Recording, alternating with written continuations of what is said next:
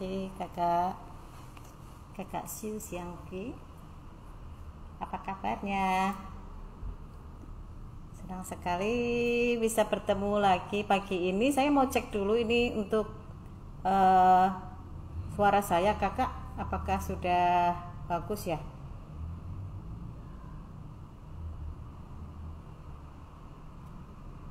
Cek suara dulu.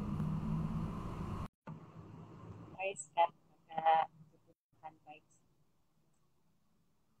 Senang sekali nih hari ini kita bisa ngobrol lagi dengan Suhu Nengsi. Good morning, selamat pagi. Apa kabar? Selamat pagi. Oh, aku belum pasang ini. Bentar, lupa.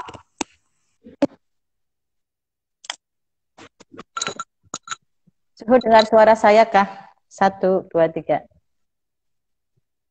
Cek, bagus.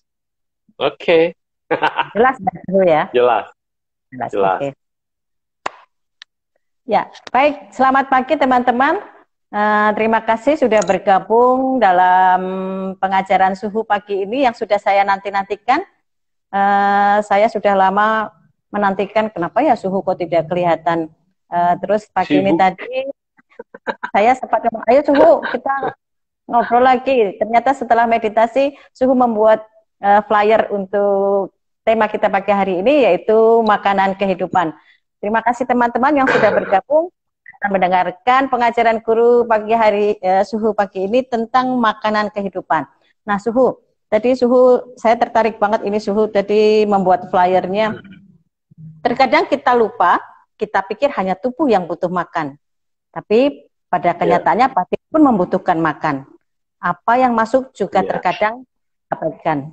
Membiarkan semua masuk tubuh dan batin kita. Nah, jadi kita harus bagaimana ini Suhu? Ya, gara-gara tadi waktu meditasi kan ada yang bahas makaroni. Langsung lapar. Ya. Jadi tercetuslah, oh iya, belum pernah kita bicarakan soal makanan ya. Karena melihat tubuh saya dan postur saya pasti sudah tahu ini pencinta makanan.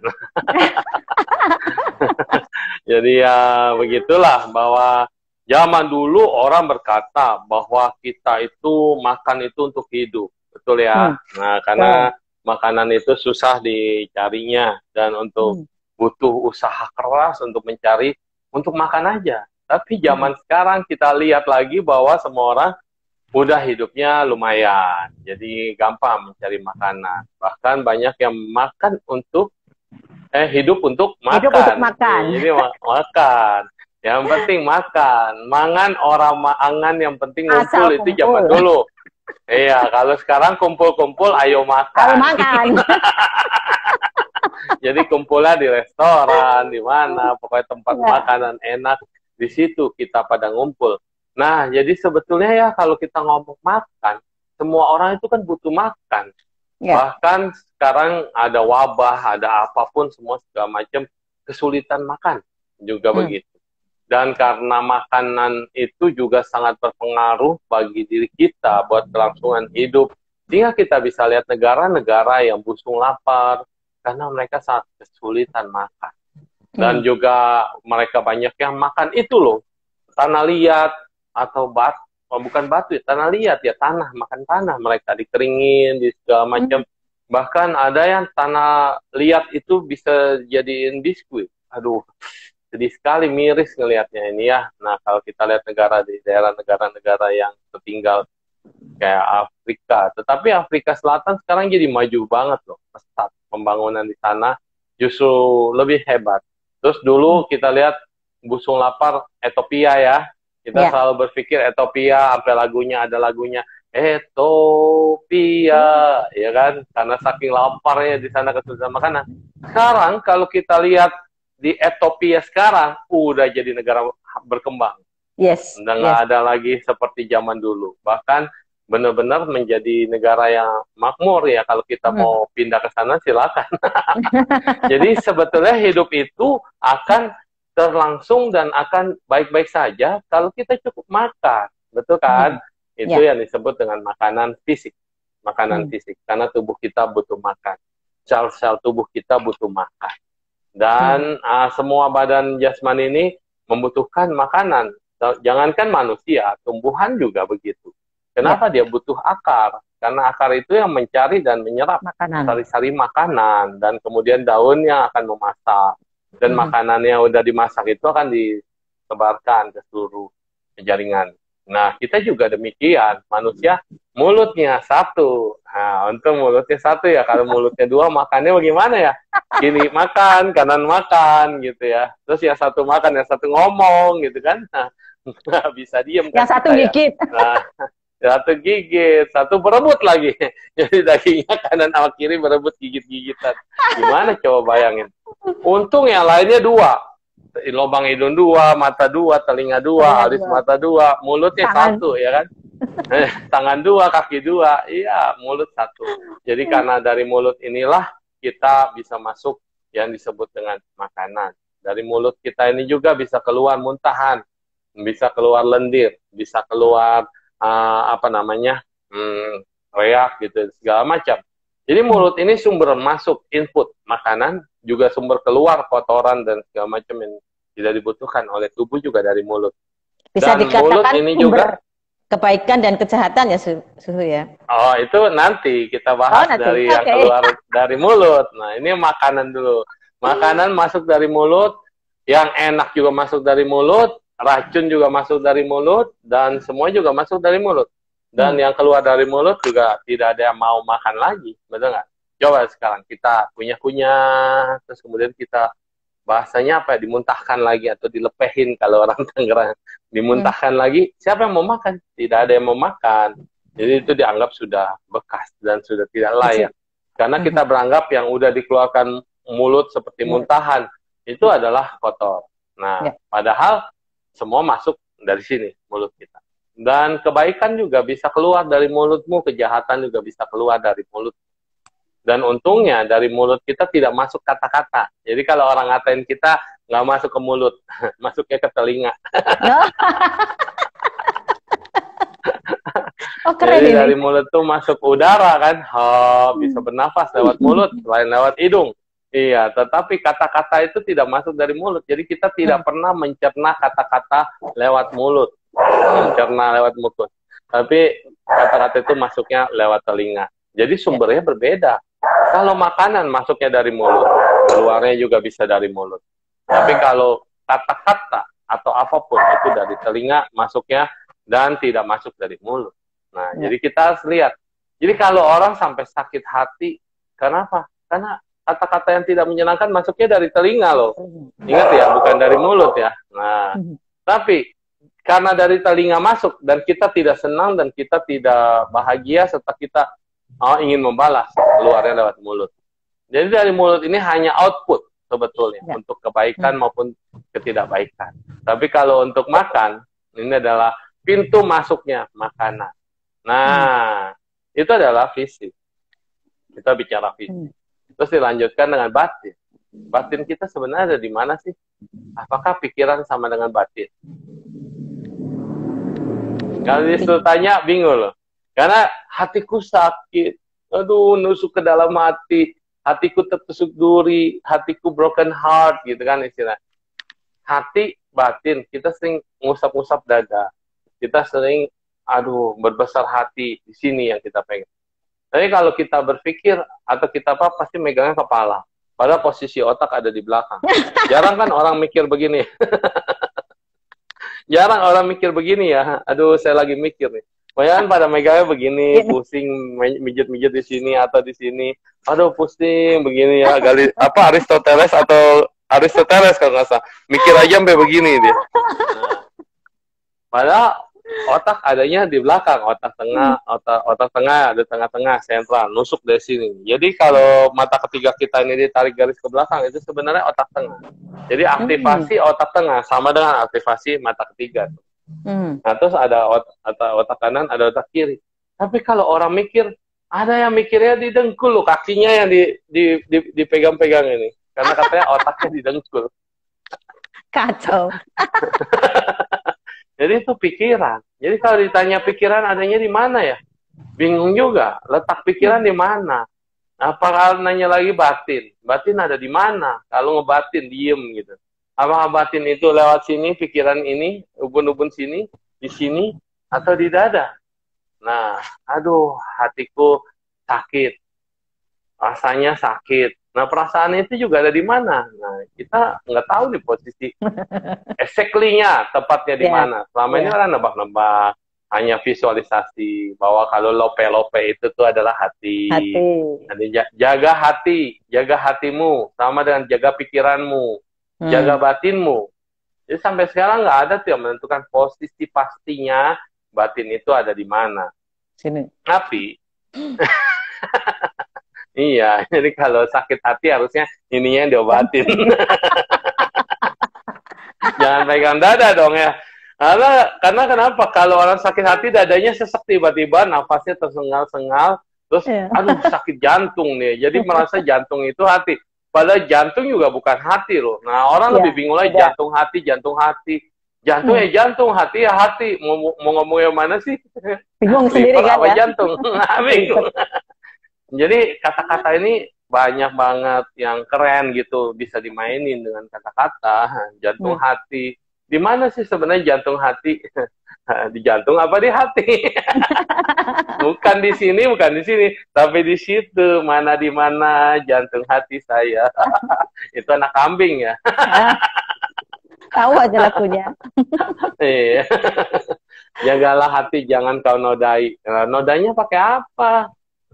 Kalau pakai tinta, kemudian hatimu kemudian jadi hitam gitu ya. Nah itu dinodai. Ini nodai itu dengan banyak orang merasa salah kaprah semua dengan permainan kata-kata. Jadi sebenarnya semua adalah permainan perasaan, bukan permainan kata-kata. Kenapa perasaanmu bermain? Ya, karena ada aku, ada kamu yang ingin diperhatikan, ingin dibahagiakan. Telingamu tidak mau mendengar yang baik-baik. Matamu tidak mau melihat yang jelek-jelek. Iya, mulutmu tidak mau memakan yang nggak enak, yang pahit, yang tidak suka. Hidungmu tidak mau mencium bau-bau yang tidak sedap atau tidak enak. Nah, terus kemudian perasaanmu, tanganmu, indera perabamu tidak mau meraba yang kasar-kasar. Semuanya mau yang halus, semua mau yang bagus, semua mau yang indah, semua yang enak. Enak dimakan, enak didengar, enak dicium. Ya, wangi gitu dicium. Jadi pada dasarnya manusia itu maunya enak. Nggak ada yang nggak mau enak. Inilah cara makannya kita. Mata makannya kalau ke mall, lihat barang bagus, wah senang. Aduh, udah berbayang-bayang. So, andainya aku bisa memilih. Mata ini udah rekreasi dulu. Seandainya ini milikku. Belum lagi lihat cowok ganteng, aduh Ibu Meta, aduh ganteng amat, seandainya gue masih muda, gitu ya. Matanya udah melihat, pikirannya bekerja, perasaannya bermain, gitu ya. Nah, terus telinga kita juga selalu maunya mendengar yang bagus-bagus. Jadi semua kontak makanan selain makanan fisik atau makanan indera tadi adalah makanan kontak. Jadi kontak indera ini juga makanan, nyari makanan terus. Mata maunya makan yang keren-keren, makan yang hijau-hijau gitu, dolar ya. Terus makan yang merah-merah kalau rupiah atau remimpi, merah-merah gitu kan. Nah, terus telinga maunya makan yang enak-enak, indah didengar dan semua yang sedap, musik irama dan segala macam. Hidung juga makanannya maunya yang wangi-wangi. Apalagi makanan dari mulut, maunya semua yang enak-enak. Dan ketika kontak mata ini bekerja, yang muncul lagi adalah yang makan lagi kemudian adalah perasaan kita makan.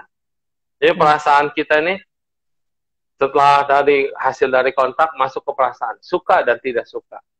Ketika suka, saya bahagia. Itu udah otomatis semua. Otak jadi rileks, semua tenang, terus kemudian mata berseri-seri, terus senyumnya lebar. Terus, aduh, kayaknya pokoknya kalau yang saya suka, saya senang, saya cinta, semuanya jadi bahagia. Semuanya mekar gitu, ibaratnya merebak.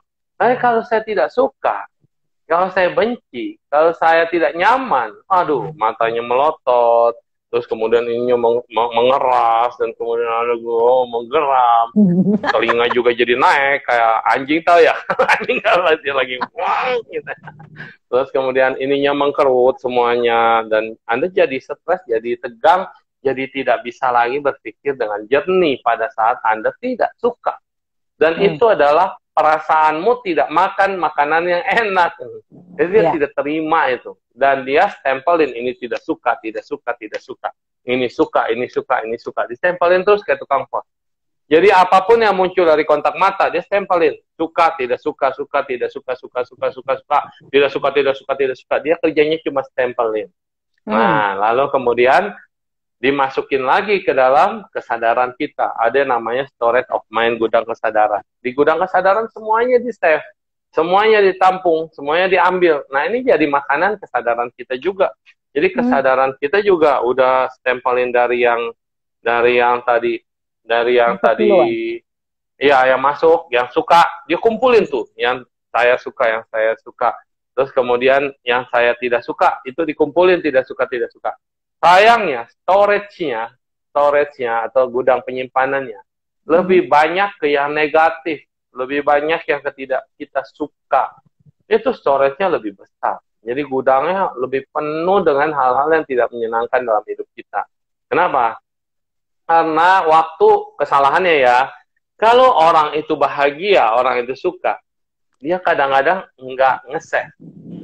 Jadi kayak gini Bu, kamera ya. Kamera video nih ya. Kan kalau kamera video kita pengennya yang bagus-bagus kita rekam ya. Kalau misalnya ada pemandangan bagus, kita foto, ada yang bagus kita rekam gitu kan. Tapi kalau mata kita nggak kayak gitu loh. Mata, telinga, semua indera kita itu jarang banget dia nge-save yang kita bener-bener bahagia. Ada yang bener-bener bahagia kita save. Tapi yang biasa-biasa itu kelewat. Kepencetnya telat. Tapi kalau yang tidak menyenangkan, mata ini tidak suka, telinga ini tidak suka, terus kemudian hati kita tidak nyaman, dia cepat banget mencet tombol merahnya. Gitu.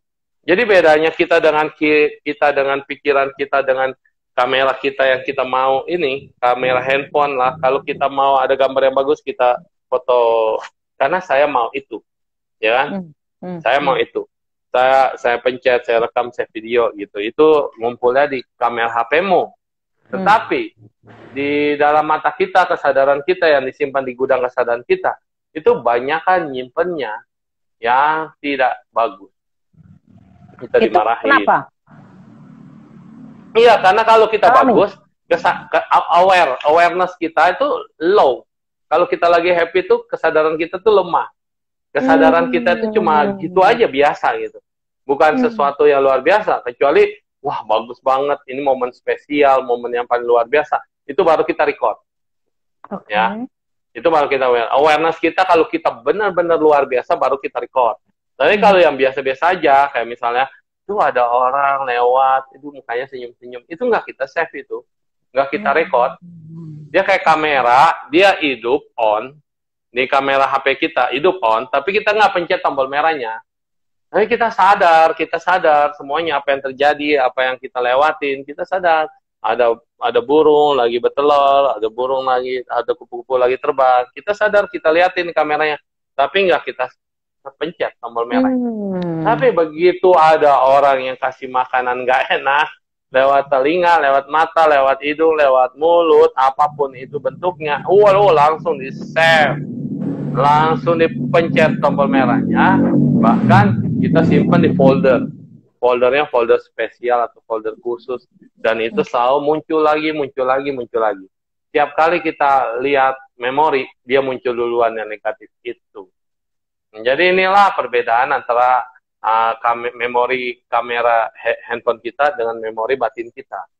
Kalau memori kamera kita, pasti yang disimpan itu yang kita mau simpan di handphone. Ya. Jadi kalau kita lihat lagi, kita ingat. Kalau lihat lagi, kita ingat gitu. Tapi di pikiran kita, gimana ngingetin yang dulu-dulu yang bagus-bagus itu rada lama. Kenapa? Karena emang nggak kita simpen. Bener kan? Ya, coba, harus lihat pakai album foto dulu, harus lihat kamera dulu, baru kita ingat semua. Bener nggak? Coba kalau kita duduk meditasi, kita ingat-ingat dulu yang kayak apa pemandangannya, kayak apa yang dulu kita bagus, agak lama dia munculnya. Karena memang nggak kita save. Nah, tapi begitu kita lihat album, begitu kita lihat kamera, wow, bener nih. Ini nih, aduh, jadi ingat itu karena kita ngelihat di album foto, bukan lihat langsung dalam pikiran kita. Jadi baru namanya recalling memory yang dulu pernah lewat doang, kagak di-save. Nah, jadi sekarang yang kita save malah yang jelek-jelek, yang negatif banget, yang kita nggak suka. Nah, ini adalah makanan perasaan kita disimpan di gudang kesadaran kita. Makanya kenapa recalling memory itu cepat banget kalau kita ngelihat orang yang kita benci, kalau ngelihat kejadian yang kita tidak suka, kalau kita ingat sama musuh, kalau kita ingat waktu ngomel, atau diomelin, atau dimarahin, wah inget, betul banget. Kata-kata aja bisa men-trigger. Yes, kata-katanya aja inget persis sampai titik komanya, nggak pakai tanda seru, pakai tanda seru, nggak pakai tanda tanya. Itu inget loh. Sampai orang itu mukanya kayak apa, tai lalatnya di mana, inget tuh kalau udah nggak enak sama orang, nggak suka sama orang. Nah, itu dia. Nah, itu jadi bisa makanan. Bisa di-adjust nggak? Bisa dilatih nggak? Bisa dong. Bisa dong. Makanya kenapa kan kesadaran ini dia sebetulnya pasif. Tapi yang selalu menyadari itu yang aktif. Jadi kesadaran itu pasif. Satu dia cuma sebagai gudang, satu dia sebagai cuma tempat ketika itu mau diaktifkan atau tidak aktif, dibuka atau ditutup, itu kesadaran. Nah, tetapi menyadari itu adalah aktif.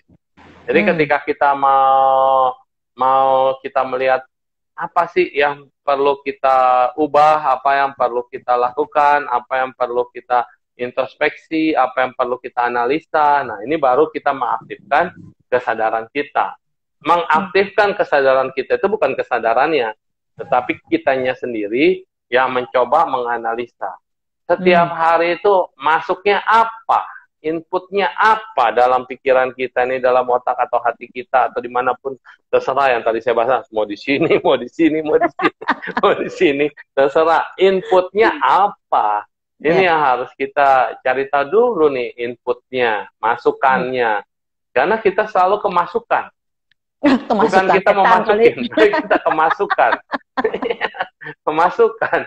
Virus-virus itu masuknya lewat mana? Nah, itu kita kemasukan. COVID tiba-tiba ada dalam diri kita, pada kita tidak lihat dia, kita juga tidak tahu kehadiran dia, tiba-tiba dia ada dalam diri kita. Kita kemasukan. Kemasukan emosi, kemasukan aura negatif, kemasukan hal-hal yang negatif, kita kemasukan, katanya bahasanya gitu. Karena kita nggak pernah mau masukin yang negatif. Kecuali kita sadar, kita marah, kita sadar, kita nggak suka, kita sadar, kita benci, nah itu kita sadar. Itu kita yang masukin sendiri. Orang ini udah di-ban di sini, di blacklist. Sehingga apapun tentang dia, apapun cerita tentang dia, apapun keadaannya, I don't want to hear, I don't want to see, I don't want to know lagi ya. Pokoknya I GP lah, I don't want anymore. Ini tapi Suhu, saya pengen tahu nih, kenapa ya manusia itu lebih sensitif terhadap hal-hal yang negatif? Iya, karena pada dasarnya negatif itu nggak perlu belajar, Bu. Gratis dan di mana aja terjadi. Negatif, semua yang negatif itu free. Semua yang negatif itu nggak perlu belajar. Kayak contoh misalnya, ini kita ngomong yang ini aja daripada ngomongin manusia ya. Ada Dogi ya. Nah, Dogi itu dari kecil kita rawat. Dia dari anak kecil loh. Dari kecil kita rawat. Nggak pernah dia lihat mamanya dan papanya. Tapi giliran udah waktunya, dia nggak diajarin, dia bisa kawin gitu. Maksudnya kalau ketemu pasangannya. Gimana caranya? Terus kencing juga bisa. Dia cewek, dia cowok, kencingnya yang cewek bisa. Biasa kalau cowok angkat kaki, siapa yang ngajarin gitu kan? Jadi yang negatif itu udah ada semua di dalam pikiran underground bawah sadar kita tuh. Negatif itu kecenderungan untuk berbuat negatif itu sudah ada dan sudah nggak perlu dipelajarin. Karena itu akan selalu trigger kita untuk melakukan. Jadi bukan berarti iblis dalam hati kita dan kemudian iblis kita yang bisik-bisikin. Enggak, kita udah pintar sendiri, nggak usah dibisikin. Kita udah pintar melakukan kejahatan tanpa disuruh.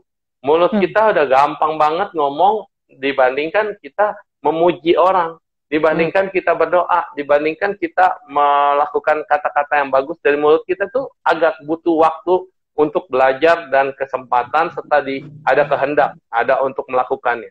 Kalau enggak, loncernya itu ngomong kasar lah, bahasa binatang lah, bahasa jorok lah, semuanya lancar banget, loncer, nggak ada remnya gitu. Jadi inilah kebiasaan dari mulut. Dan mata kita juga udah terbiasa.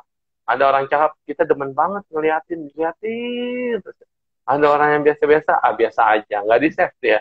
Ada orang yang nyebelin juga, wah dilihatin, terus dari tindak tanduknya, ini orang kan pusunyen kalau bahasa Mandarinnya. Hatinya tuh matanya udah nggak bisa mau lihat dia. Dilihat aja udah nggak nyaman, tapi kita liatin terus. Ini orang kayaknya gelagatnya mencurigakan, senyumnya, apanya, bajunya, tasnya, udah semuanya diliatin. Saking keponya tuh. Nah itulah dia. Sifat karakter kita tuh suka meneliti yang begitu-begitu. Ini kalau orang baik mah mana ada yang mau dilihat. Suhu, aku jadi ingat ya Suhu. Itulah kenapa ya, yang namanya anak itu kan seorang peniru ya. Jadi ketika mereka melihat bapak ibunya itu suka berantem, suka maki-maki, mungkin dia membenci itu, tetapi ketika dia tidak menyadari dalam perjalanan waktunya, ketika dia menikah dan punya anak, dia meniru. Jadi begitu, iya betul. Itu gimana? Pakai masker aja, Pak RT. Katanya pakai masker aja tuh, biar nggak ngomong asal. Tetap, kecuali maskernya ada plasternya. Gitu. Ya, jadi anak-anak itu memang betul, dia masuk semua pembelajaran itu semua masuk. Makanya pembelajaran paling cepat adalah di anak kecil. Mau ajarin apapun, ajarin dia dari kecil. Mau musik apa yang susah, bahasa apapun, ajarin dia dari kecil. Karena dari kecil itu cuma bisa masuk input. Dia belum bisa memproses. Dan dia belum bisa mengontrol apa itu outputnya. Tapi input semua masuk dulu. Nah, ketika anak itu mencontoh orang tuanya, ditambah kesadarannya dia bermain, recalling memorinya dia, lebih senang menyakiti atau melihat yang disakiti, atau nggak bisa melihat ibunya menderita. Ini muncul. Ada yang anak pada dasarnya baik, dia nggak seneng banget kalau orang tuanya ribut. Ada yang pada dasarnya anaknya itu jahat. Wah, ketika orang tuanya ribut, dia belain salah satu ikutan ribut. Nah, ada yang begitu kan? Nah, ada yang anak itu memang penakut. Jadi ketika recalling memorinya ngelihat orang berantem, dia takut di kolong ranjang kalau dulu ranjang ada kolongnya, kalau sekarang nggak ada. Iya, ranjang dulu kan ranjang besi atau ranjang apa, ada kolong ya, bisa nyumpet kolong ranjang. Kalau sekarang spring bed nggak ada kolongnya. Nah, jadinya anak-anak itu udah takut duluan muncul. Nah, akhirnya masuk ke alam bawah sadar itu program baru dari apa inputan makanan tadi, apa yang dia lihat. Makanan sehari-hari cinta, ya dia penuh cinta. Makanan sehari-harinya kebencian, maka tanpa disadari bibit-bibit itu masuk semua dan dimakan oleh matanya, dimakan oleh telinganya, dimakan oleh mulut, hidung, dan segala panca inderanya. Dari kontaknya dia makan, dari kontak itu semua kontak panca indera, dan perasaan dia makan. Perasaan dia mengatakan, oh aku ini harus keras kayak papaku. Aku ini jangan lemah kayak mamaku. Ini makanan. Dan kemudian dia input, dia olah, akhirnya saya harus gimana? Dan akhirnya disimpan kesimpulannya itu di gudang memori kesadaran. Jadi ibaratnya kita nih kalau pakai perumpamaan, batin kita nih atau hati kita nih ada dua serigala, satu serigala hitam, satu serigala putih. Malaikat baik dan malaikat jahat sesungguhnya ada dalam diri kita. Ilahi yang baik dan iblis yang jahat ada dalam diri kita. Dan kita pelakunya, kita pembuat skenario-nya, dan kita tanpa kita sadar, kita juga mengendalikan mereka atau kita dikendalikan oleh mereka. Kayak gini contohnya. Serigala putih itu, makanan dia adalah pujian. Bukan pujian, makanan dia adalah kebaikan. Makanan dia adalah hal yang baik, doa. Makanan dia adalah pokoknya hal yang positif ya. Iya, betul. Yang positif lah pokoknya semua. Itu makanan dia. Tiap hari dia harus makan. Betul ya? Supaya dia tumbuh besar. Tapi dalam hidup ini lebih banyak mana makanan yang tersedia di luar? yang hitam kan. Yang kita kasih makan itu serigala yang hitam dalam diri kita. Nafsu. Oh, tersedia di mana-mana. Berarti tontonan, baik apapun, semua ada. Mata kita bisa dimanjakan untuk menguatkan nafsu. Telinga kita mendengar suara-suara yang mengundang birahi atau mengundang nafsu. Dan ini kita terpancing. Dan kemudian serigala besar ini akan semakin buas dia. Terus kemudian apalagi makanan marah, emosi, dendam. Di mana-mana begitu. Senggol bacok lah. Ya sama siapa Bante. Dan kemudian ada yang senggol bacok, kemudian ada yang emosi begitu dikatain, ada yang nggak suka dihina, bahkan orang tuanya dihina dia yang ngamuk, dan agama juga demikian, dan semua sekarang dia menjadi merasa harus berontak, dan harus makan itu semua. Yang negatif-negatif itu sudah menjadi makanan sehari-hari kita, dibanding yang positif. Sehingga yang positif ini menjadi lemah. Dan ketika yang positif ini menjadi lemah, nggak kuat dalam diri kita itu melawan kehendak daripada serigala yang hitam. Kan logikanya begitu. Karena dia tiap hari dapat makan. Terus gimana? Orang bilang lingkungan saya nggak nyaman suhu, lingkungan saya tiap hari ngomongnya jorok, ngomongnya kasar, lokalisasi, dan segala macam. Bagaimana saya bisa menjadi berkembang serigala yang putih, gitu kan? Bagaimana serigala yang putih itu bisa menjadi kuat? Dan dia bilang, ya solusinya gampang, keluar dari situ. Gak bisa Su, saya masih ada orang tua. Ya ajak orang tuamu. Gak bisa Su, itu rumah mertua atau rumah apa, pokoknya alasan itu akan selalu ada untuk itu dan tinggal tetap di situ. Padahal jawabannya kita udah tahu. Kalau mau menghindari hal-hal yang begitu, oke, siapkah kamu menjadi teratai? Teratai itu tumbuhnya di lumpur loh. Tapi dia tidak tercemar dengan keadaan lumpur. Anda boleh tinggal dengan pencuri, tapi Anda tidak pernah mencuri. Anda boleh tinggal dengan pelacur, tapi Anda tidak pernah melacur. Dan Anda boleh menjadi pembunuh di lingkungan pembunuh. Anda boleh tinggal di lingkungan pembunuh, tapi jangan jadi pembunuh, ya kan? Nah, ini dia harus kuat, sehingga dia bisa keluar dari lumpur itu. Bisa nggak dia begitu? Ini yang dibutuhkan. Jangan melihat, jangan mendengar itu. Yang kemarin itu ya udah pernah kita bahas, yang tengkorak begini-begini. Nah itu sebenarnya kalau dia kuat, dia bisa. Tapi kalau dia nggak kuat, dia hanyut. Kayak teman saya bilang, Su, saya mau menyelamatkan teman saya yang kena narkoba.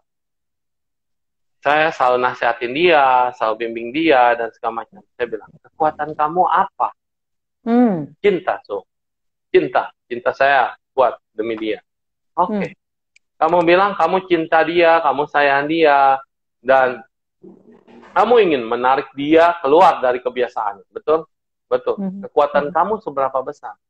Besar Su tekad saya. Tekadnya besar, kekuatannya nggak ada. Ujung-ujungnya kan karena dia cinta, dia sayang. Akhirnya, ya udahlah, daripada saya ngeliat kamu sakau, daripada saya menderita lihat kamu nggak dapet itu. Kan kalau orang udah kecanduan itu, jadi dia sakau, itu nggak tega loh. Tega loh, kayak ada film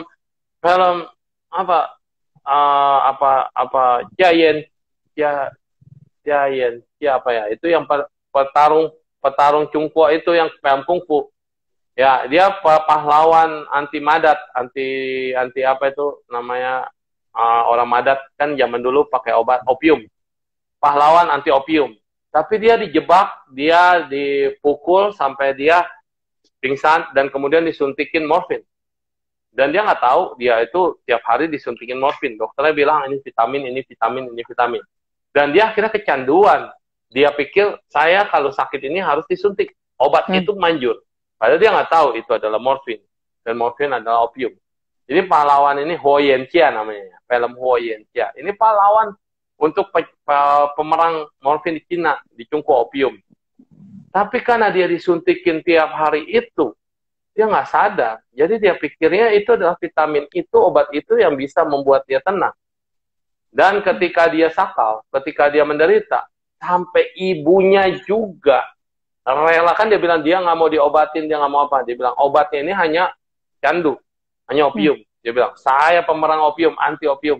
Sampai akhirnya ibunya, demi cinta kasih ngelihat anaknya, iya Hoyenca, demi cinta kasih untuk anaknya itu, dia pergi loh beli opium. Kena juga. Keluarga terkenal, enggak terkenal untungnya.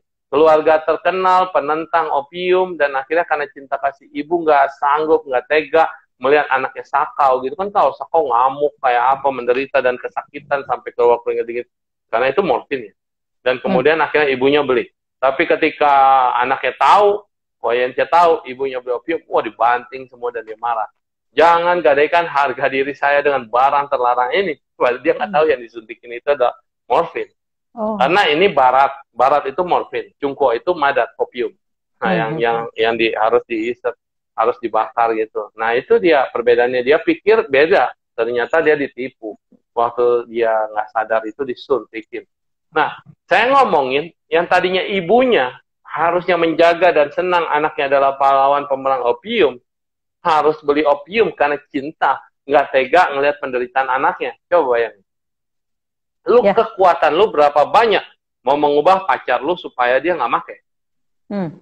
Bisa nggak? Sanggup nggak? Kata dia sanggup, Su. Ujungnya apa? Dia yang make juga.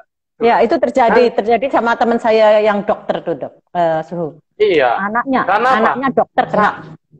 Saya nggak tega gitu loh ngelihat dia kayak gitu. Nah, ujungnya tuh kalau kamu cinta sama saya, kalau kamu sama saya, sayang sama saya atau apa tuh kemudian minumannya lah, diapain lah, pokoknya akhirnya dia mereka berdua jadi sama-sama senasib begitu.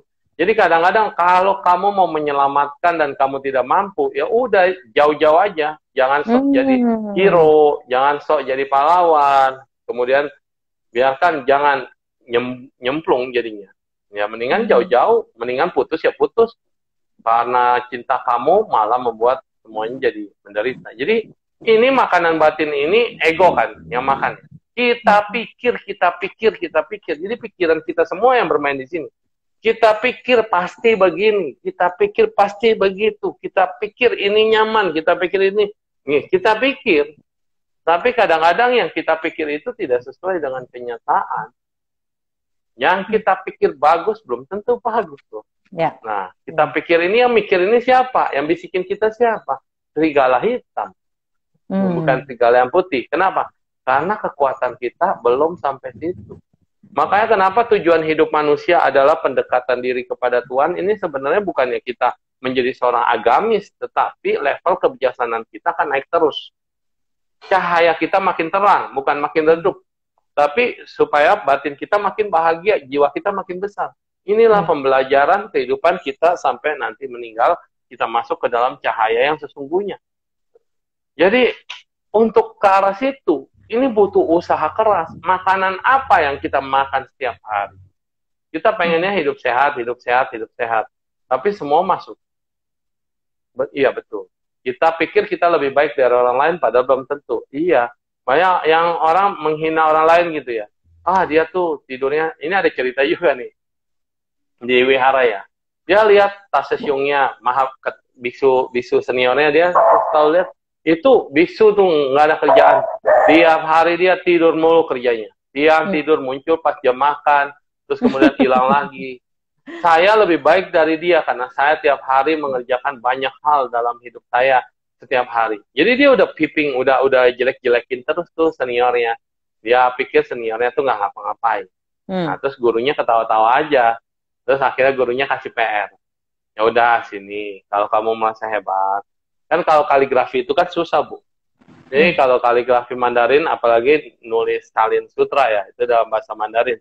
Itu harus tahan nafas, konsentrasi, dan pakai mantra atau baca mantra, atau kita tenang. Dan kemudian kita nulis satu huruf demi satu huruf. Boleh dengan tekad, boleh dengan doa, atau apa. Itu harus konsentrasi. Jadi nggak gampang asal nulis-nulisan biasa gitu. Dan biasanya tenang, damai, duduk pakai hio biar wangi, supaya tidak ada gangguan. Jadi kita duduk tenang, tarik nafas. Shiaso itu turun tangan, tulis, dan hembuskan nafas. Doa, tekad. Lalu tarik nafas lagi, jadi satu huruf demi satu huruf. Ini kan kerjaannya lama ya. Kerjanya lama. Guru ini cuma kasih sutra yang tipis. Sutra satu buku yang tipis aja. Silakan kamu salin. Jadi kita, kamu sama kakak seperguruanmu. Oh ya, kita lihat siapa duluan yang akan menyerahkan. Kan kamu bilang dia nggak pernah ngapa-ngapain. Ya udah. Wah, dia rajin. Terus dia ngintip siang-siang. Wah, kakaknya lagi tidur. Sesiungnya lagi tidur. Lagi tidur. Wah, pasti dia nggak bakal kerjain lah. Pagi dia lihat lagi, masih tidur. Siang jam makan, dia makan. Habis makan nggak lama tidur. Yang dilihat cuma lagi tidur. Nggak pernah dia bilang ini. Jadi dia udah bangga banget. Wah, dia pasti merampungkan semuanya. Dan kemudian setelah dia kumpulin ke gurunya, "Ore guru, ini aku kasih duluan, pasti aku pemenangnya." Kakakku tuh males banget, dia hari kerja cuma tidur. Terus dia bilang, "Kak, kamu dari seminggu yang lalu udah nyampe itu di situ." Ah, dia bilang, "Kapan dia kerjainnya? Dia tuh tidur terus kerjanya. Nggak pernah mau rajin seperti saya. Kok bisa dia kerjain? Pasti dia suruh orang." Udah mulai pikirannya kan. Pasti dia suruh orang lain kerjain. Coba kamu lihat, apakah ini tulisan kaligrafi seseorang, kan ada ciri khasnya. Apakah ini bukan tulisan kakakmu? Kaget ya. Iya, benar. Kapan dia nulisnya? Nah kan pertanyaan itu muncul. Nah inilah, orang itu kadang-kadang ada yang aktif di siang, ada yang aktif di malam. Kamu nggak bisa melihat segala sesuatu dari pikiran dan kebiasaanmu. Jadi kakaknya ini, dia siang hari itu kerjanya udah yang dia kerjain beres, dia tidur. Jadi dia tetap mengerjakan pekerjaan dia, tapi nggak perlu diketahui orang. Jadi pekerjaan dia udah beres, semuanya udah bagus, dia udah kebaktian, dapat dia langsung tidur. Dan kemudian ada malam hari itu dia meditasi, dan dia menulis sutra, dan dia membaca sutra itu di malam saat orang lain pada tidur. Karena di saat itulah dia merasakan ketenangan. Dan gurunya ini kan tahu, tapi gurunya nggak mau bantah. Karena apa? Orang yang ngeyel, orang yang udah suka nuduh orang, yang suka udah itu, kita ngomong apapun, dia nggak bakal denger. Karena itu bukan makanan dia. Ya kan? Pujian apa segala macam buat pujian buat dia, itu makanan dia. Tapi kalau pujian buat orang, itu bukan makanan dia. Nah, makanya dia nggak mau dengar.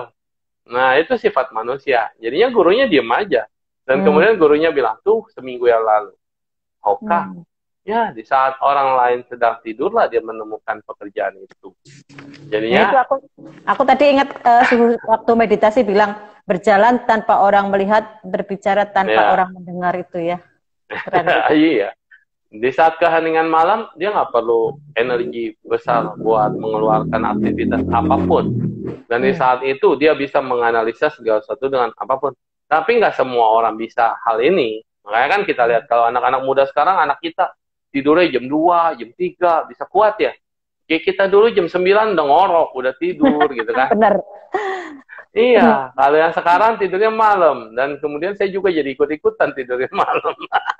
Kan dulu kan dengerin Kotomi. Iya, jadinya kadang-kadang kita bisa lihat orang aktivitasnya di mana dan ngapain. Nah, kalau kita kan setiap jam 10 malam positif, dengerin kisah-kisah menarik. Kisah-kisah tenang. Kadang-kadang saya nggak mau liatin komen tuh. Jadi kalau liatin komen terganggu. Jadi saya kalau yang ceritanya bagus taruh aja di samping. Terus dengerin, kita duduk diam meditasi, dengerin kisah orang. Nggak perlu lihat dia ngomong, tapi saya udah ngebayangin dia lagi diapain mamanya, lagi ngapain gitu. Jadi kita ngebayangin. Nah itu lebih nyaman dibanding kita jam 10 ke diskotik, ajeb-ajeb, nggak jelas, pulang mabok. Pulang mabok, katanya mau nyari hiburan, katanya mau membebaskan kepenatan, malah akhirnya pagi-pagi capek, pikiran masih ada, kalut, dan emosi marah. Belum lagi kalau mabok itu bisa bunuh orang, bisa melakukan hal-hal yang gampang emosi. Iya ya, hal-hal yang rendah ya, yang rendahan. Jadi mendingan kita ya sama-sama kerjanya di malam hari, tapi yang satu kerjanya yang positif, yang satu kerjanya ya yang negatif.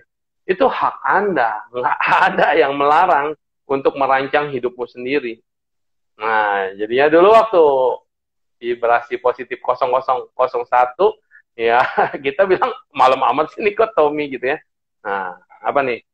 Saya mau tanya, kalau manusia bermuka dua dan ingin selalu terdepan, biarin amat. Dia mau mukanya 2, muka 3, muka 4 kayak Maha Brahma, silakan. Urusan dia. Iya, 10 kayak Kuan Yin Pusat kan, itu yang tangan 1000, itu mukanya 10. Dan lihat, mukanya itu nggak ada yang sama. Ada yang baik, ada yang lucu, ada yang pemarah, ada yang tenang, ada yang emosi. Semua ekspresi orang ada di situ. Artinya apa? Orang mau muka 10, muka 2, muka 4, itu urusan dia. Ya ngapain kita kepo? Asal kita tahu dia mukanya 2, udah. Terus kenapa? Mau kita tambahin jadi 3? Kita udah tahu karakter orang ini senang bermuka 2. Oke, yes, terima. Dan kita sadari. Dan dia juga nggak bisa. Dan dia nggak bisa sadar kalau muka dia 2. Dia selalu menganggap mukanya 1, gitu kan. Tapi kita anggapnya mukanya 2. Kenapa? Karena dia suka bermain ke sini A, ke sana B, gitu. Dan dia suka maunya terdepan. Dia one man show. Dia yang terbaik, dia yang terunggul. Bagus, harusnya kita dukung dia. Hebat, kamu bisa kayak gitu ya. Hebat ya, kamu bisa. Kan kalau penjilat itu kan manis-manis, bagus-bagus ya. Hebat, kalau saya sih nggak bisa loh. Kalau saya nggak bisa, jangan iri gitu. Dia bisa melakukan itu karena dia punya keahlian khusus menjilat. Karena lidahnya mungkin panjang. Kalau kita lidahnya pendek, nggak nyampe. Ngomong aja cadel, mau ngikutin orang yang lidahnya panjang. Nggak usah iri. So, dia yang berbuat, dia yang berakibat. Dia yang menanam, dia yang akan memanen. Kita ngapain ikut-ikutan sama dia, ikut-ikutan nanam. Kita lihat dia bermuka 2, kita jadi benci dia, kita jadi nggak suka dia. Terus kita lihat nih bentar lagi dia mau ngapain. Lihat nih bentar lagi pasti ngejilat nih. Nih makin gini. Aduh, itu kenyataannya. Itu udah ke spesialisnya dia. Udah jangan iri. Nanti suatu saat juga hukum kebenaran akan terungkap. Dan kalau terungkap, nah, ketangkep. Nah, giliran udah ketangkep, ditanya, siapa yang dukung dia? Ada yang muncul. Kagak ada kan. Kalau nemenin orang yang ketangkep, nggak ada yang mau. Makanya orang masuk penjara sendirian. Jangan ikut-ikutan nemenin dia masuk penjara. Gara-gara kita pengen baik sama dia, pengen dukung dia, pengen apa. Ya, kita sadar itu spesialis dia. Oke. Suhu, sebentar. Aku mau menanyakan tadi tentang yang kalau kita mau membantu, kita harus sadar diri kekuatan kita. Nah, ya. Bagaimana kita itu tidak terjebak antara kita sadar kekuatan dan antara kita males, udahlah biar aja dia jatuh. Itu gimana, Suhu? Untuk Iya, kita tahu kita nggak bisa mengubah karakter orang dan sampai siapapun nggak bisa mengubah karakter. Sang Buddha pun tidak bisa mengubah semua orang jadi baik dan ikut dia, nggak bisa. Sang Buddha katakan begini, aku hanyalah penunjuk jalan. Ini loh jalan yang sudah aku tempuh. Ini loh jalan yang sudah aku kasih tahu untuk membawa pembebasan sejati dan tidak lahir kembali dalam lingkaran samsara. Udah dikasih tahu jalannya. Terus siapa yang harus ngikutin? Ya kita sendiri kan. Udah dikasih GPS, udah dikasih titiknya, tinggal pencet start. Mau ikut nggak ikut kan urusan kita yang nyopir. Betul kan? Iya. Kalau kita mau ikutin dia secara biru-birunya kita ikutin, ya benar. Kalau GPS-nya salah, kayak yang sering masuk ke jurang atau ke jalan one way atau jalan apa, itu tergantung. Tapi kalau GPS-nya ini udah terjamin dan GPS-nya sudah betul-betul diakui dan kita ikutin dia, ya follow you, gitu kan? Pasti akan selamat. Siapa yang mengikuti dia akan selamat. Kalau yang memang jalan kebenaran. Jadi kalau jalan kesesatan dan segala macam kan susah. Nah, ketika kita bingung nih, sebenarnya kita mau bagaimana? Nah, disitulah kita lihat kemampuan kita untuk ngikutin itu atau mengubah dia atau mengubah seseorang itu ada enggak? Kalau dibilang orang itu udah nggak bisa berubah dan kita juga karakternya apa tadi? Tadi apa Bu? Pertanyaannya Bu? Bagaimana supaya kita tidak terjebak bahwa kita itu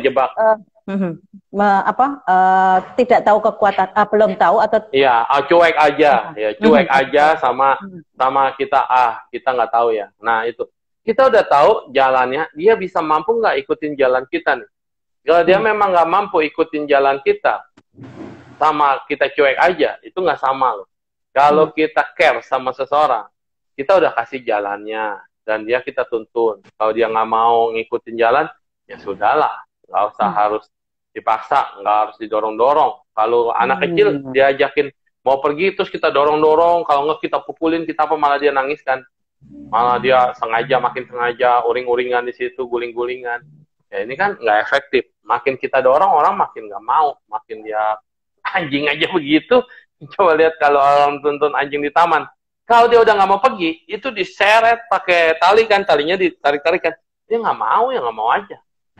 Tapi kalau memang dia mau mengikuti, dia akan nuntun jalan di depan, malah dia akan senang. Nah itu, jadi kita nggak perlu dorong-dorong orang. Yang bisa kita lakukan apa? Doain aja. Doain setiap hari kasih cinta kasih, setiap hari kita bayangin, semoga kamu berubah ya, semoga kamu berubah. Terus kita bilang, aduh suhu cara ini lama banget bekerjanya, nggak efektif. Siapa bilang nggak efektif?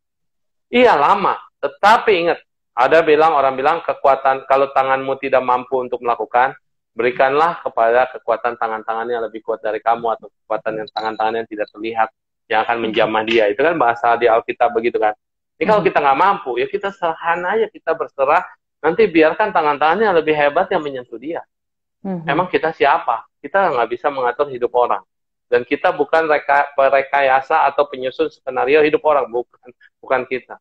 Ya kalau memang Anda percaya di atas mengatur segalanya, kembalikan lagi. Aduh Tuhan, udah punya anak kayak gini nggak bisa diatur, tolonglah Tuhan. Saya hanya doain aja. Doakan dia, pancarin cinta, pancarin kasih sayang tiap hari. Jangan pernah putus. Someday somehow, itu kan kayak film-film di solusi atau kesaksian atau apapun di gereja. Anda bisa lihat kan, someday somehow it's happen, dan itu berubah. Dan ketika berubah kita bilang itu miracle. Padahal miracle itu dari mana? Miracle itu dari akumulasi kebiasaan yang kamu pancarin terus-menerus. Ada seseorang menolak kamu karena dia tidak sayang atau tidak cinta sama kamu. Tapi tiap hari kamu berikan surprise kepada dia, tiap hari kamu berikan pancaran kepada dia, tiap hari kamu berikan gift kepada dia, senyum kepada dia. Nolaknya kapan, diterimanya kapan, nggak penting. Yang penting tiap hari usaha terus. Masa dia nggak berubah hatinya terhadap kamu? Benci-benci jadi benar-benar cinta, ya kan? Bisa kan?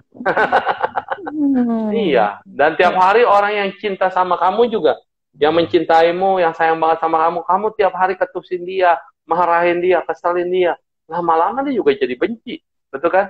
Karena akumulasi dari apa yang kamu pancarkan tiap hari. Batu yang keras apapun, tiap hari ditetesin air, tes.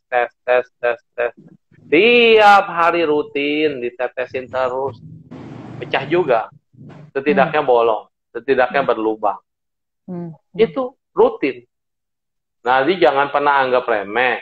Ada kemarin yang ngomong begini. Halo umat Buddha itu ya, dia penyembah leluhur, dia bukan penyembah Tuhan. Halo, jangan sembarangan ngomong statement begini ya. Dia bilang, ya namanya doa buat leluhur, namanya menghormat leluhur, namanya mengingat kebaikan leluhur. Itu bukan menyembah, disembah-sembah, dan minta-minta. Itu pengertiannya nggak kayak gitu. Kita menghormat yang patut dihormat. Siapa? Orang tua kita adalah mereka yang selalu mendoakan kita. Maaf, taruh kata saya bilang begini. Sebelum kamu pindah agama, misalnya orang tuanya Buddhis gitu ya. Orang tuanya tiap hari mendoakan, tiap hari dia berbuat baik, tiap hari melimpahkan jasa, tiap hari dengan kesanggihan pasang hio, minta sama tikong. Tikong itu kan sangti yang di atas ya, bahasa lainnya Tuhan. Dia mohon kepada langit dengan cara tradisi Chinese. Dia berdoa supaya anaknya sukses, supaya anaknya berhasil, supaya dijauhi dari mara bahaya. Itu positif atau enggak? Positif. Positif kan? Positif buat orang tua itu dengan kesungguhan hati dia. Dan kemudian anaknya sudah dewasa dan kemudian dia pindah agama, kemudian dia dengerin yang macam-macam kayak gimana lah ajaran yang tidak paham sebetulnya tentang hati dan pikiran serta ya konsep agama lain gitu. Dan kemudian anaknya bilang, mamaku ini tidak percaya dan akhirnya akan jadi setan. Mamaku ini iblis, mamaku ini apa? Ya ampun, berarti selama ini kamu dibesarkan oleh anak iblis. Kamu dibesarkan oleh anak setan. Dan kamu bisa berhasil, bisa sekolah, bisa jadi apa. Itu bukan karena apa yang dicurahkan oleh orang tua kita. Kan ya begitu demikian. Maka saya suka sedih kalau orang tuh, kalau udah orang tuanya meninggal beda agama, dia bahkan doa aja nggak mau. Dia bilang, saya hanya mau dengan doa saya. Ketika kita yang agama Buddha mimpin ya kan secara keyakinan orang tuanya, anaknya itu malah nggak mau dukung, nggak mau apa. Saya sedih. Saya nggak minta kamu ikutin doa saya, tapi kamu duduk aja di sini dan kita mendoakan dengan caramu sendiri, itu udah satu kebaikan kan. Niat. Kenapa? Iya niat. Ini upacara kematian dari orang tuanya. Nah, apa salahnya anaknya ikut mendukung gitu loh. Mendukung. Karena kan dilakukan secara Buddhis, beda secara agama lain. Dan kalau yang Buddhis, kalau agama apapun melakukan itu, kita ikut-ikut aja, damai-damai aja. Karena nggak ada masalah. Jadi jangan sampai pikiran kita ini dibalik. Bahwa orang tua yang membesarkanmu, orang tua yang merawatmu, orang tua yang luar biasa membina kamu, dan tanpa mereka kita tidak ada di dunia ini. Kemudian dijadikan satu hal yang tidak layak atau tidak pantas untuk dihormati lagi. Jangan. Ini beda agama, bukan urusan di agama. Ini tapi urusannya adalah kasih sayang, cinta kasih, dan apapun itu kemanusiaan. Nah, jadinya tolong dibedakan. Jangan sampai nanti kita menganggap orang tua itu karena beda agama sudah meninggal, dikatakan itu setan atau tidak bisa masuk surga. Memang garansi apa masuk surga itu harus dengan agama? Sekarang pertanyaan saya, kalau orang semasa hidupnya dia terus berbuat baik, apakah surga itu hanya monopoli satu agama? Ya, setuju. Pasti masuk ke alam bahagia, maupun di mana, dan di agama Buddha surganya ada 26. Banyak banget, mau milih yang mana. Makanya kenapa saya jadi biksu? Karena saya nggak mau sama-sama di surga yang cuma sama dengan orang-orang yang tiap hari ajeb-ajeb, dan kemudian terakhir dia bertobat, dan kemudian dia masuk surga. Lu ketemu lagi Suhu sama gue, katanya. Gue semasa hidup itu, iya, semasa hidup lebih menikmati hidup dibanding jadi Suhu. Pacar aja kagak boleh, begitu kan? Kawin aja kagak, mabok aja enggak. Nah, saya sudah lengkap hidup saya. Masuk surga juga. Ya, saya bilang, karena saya punya yang higher gitu. Surga saya tidak mau yang sama. Makanya pastor juga demikian. Pastor membimbing umat-umatnya. Tapi pastor kembali lagi di tempat yang sama. Oh, dia pasti kalau sananya di sisi Tuhan, dia paling yang terdekat. Kenapa? Seumur hidupnya selalu untuk Tuhan. Masa udah seumur hidup Tuhan dia paling jauh di ujung, di blok yang paling jauh banget, susah dicari. Kan enggak. Jadinya kita berkata itu bahwa kebaikan itu semua ada levelnya, dan kita manusia itu melengkapi level-level kebijaksanaan kita, hidup kita supaya lebih berguna, naik tangga terus. Jadi surga itu kenapa dia dibilang di atas, neraka itu di bawah? Karena kalau turun gampang, jatuhin diri aja, gelundung-gelundung turun. Tapi kalau mau naik itu nggak bisa kita jatuhin diri terus kemudian naik sendiri, kecuali kita pakai forklift. Kalau forklift diangkat, gitu. Naik lift juga diangkat, kita diem aja gitu kan. Kalau itu tangga itu harus dijalanin satu, ngos-ngosan. Naik itu susah, butuh belajar, butuh kesabaran, butuh energi, butuh segala macam.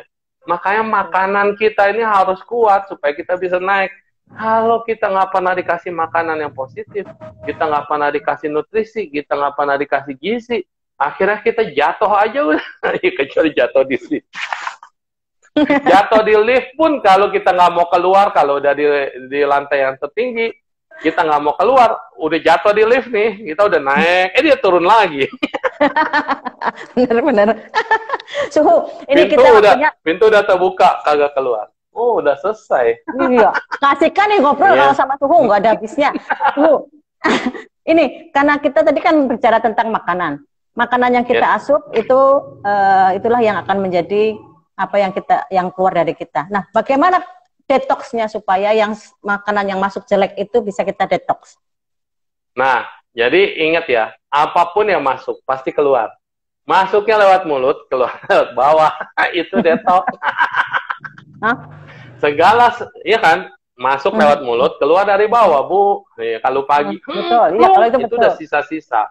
Ya, itu adalah detoksifikasi dari badan kita yang sudah tidak dibutuhkan lagi. Harus dikeluarkan. Demikian juga dengan yang masuk lewat mata, masuk lewat telinga, masuk lewat batin tadi. Udah masuk ke dalam gudang kesadaran kita, kita tahu itu adalah sampah. Dan ketika tahu itu adalah sampah, ya itu juga harus detoks, harus dirilis, dilepaskan.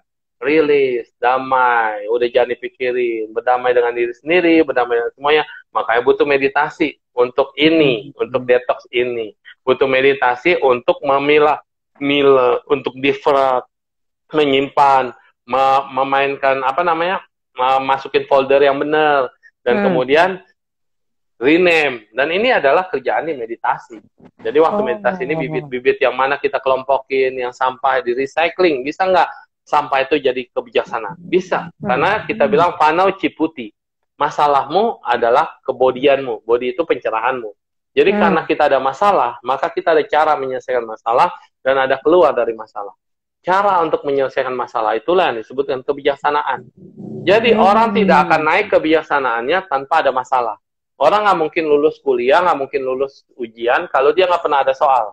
Jadi kita memang dalam hidup ini butuh soal, butuh waktu untuk mengerjakan soal, butuh pengalaman di situ, butuh apa yang kita pernah pelajari, apa yang pernah kita hafalin, apa yang pernah kita dapatkan untuk dicurahkan dalam soal-soal itu, penguraian, penjelasan, dan menjawab soal itu. Nilainya berapa, urusan belakangan. Yang penting udah dikerjain, dan kemudian ada hasilnya. Kalau nilainya baik, naik-naiknya tingkatnya cepat. Kalau nilainya bagus, asal lulus aja, satu langkah, satu langkah, satu langkah. Yes, Luar like biasa. that. Selalu nggak, Kita apa bisa waktunya terlalu kurang kalau ngomong sama Suhi. sambung lagi minggu depan. Yes. Hari Senin buat Ibu Meta lah. Asik. Hari Yeay. Minggu buat Tuhan.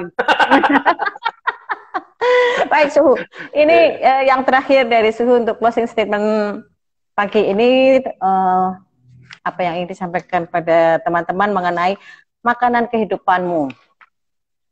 Ya, makanlah sesuatu yang kau butuhkan. Makanlah sesuatu Dan terimalah yang kau butuhkan. Dan terimalah dengan perasaan bahagia, olah itu menjadi kekuatan. Dan gunakan kekuatan itu untuk mengisi hidupmu menjadi lebih baik lagi sehingga kau hidup yang benar-benar hidup. Ini kalau ngomong kalau Suhu ngomong itu mesti dicatat, padahal ini nyernanya lama ini, nanti mesti diulang ini. Ya, terima Baik. kasih. Terima kasih banyak ya Suhu atas waktunya. Terima kasih teman-teman. Mohon maaf tidak sempat untuk menyapa karena ini keasikan banget mendengar apa yang disampaikan Suhu, luar biasa buat saya, dan akan saya tulis lagi nanti satu-satu apa yang Suhu sudah ajarkan. Wow, luar biasa. Terima kasih banyak Suhu. Ini di save di IG-nya Ibu Meta ya. Di IG-nya Ibu Meta. Jangan nyari di saya, kagak ada, tapi saya save di YouTube. Di Nasiu Channel. Goodbye. Nanti Senin berarti untuk saya lagi ya, kita akan bahas masalah yang lain. Terima kasih Suhu. Jangan lupa yang ikut meditasi nanti bisa inbox supaya kita bisa mendetoks apa yang sudah kita makan. Terima kasih, sampai jumpa lagi. Bye-bye. Sampai jumpa, bye-bye. Thank you banyak Suhu.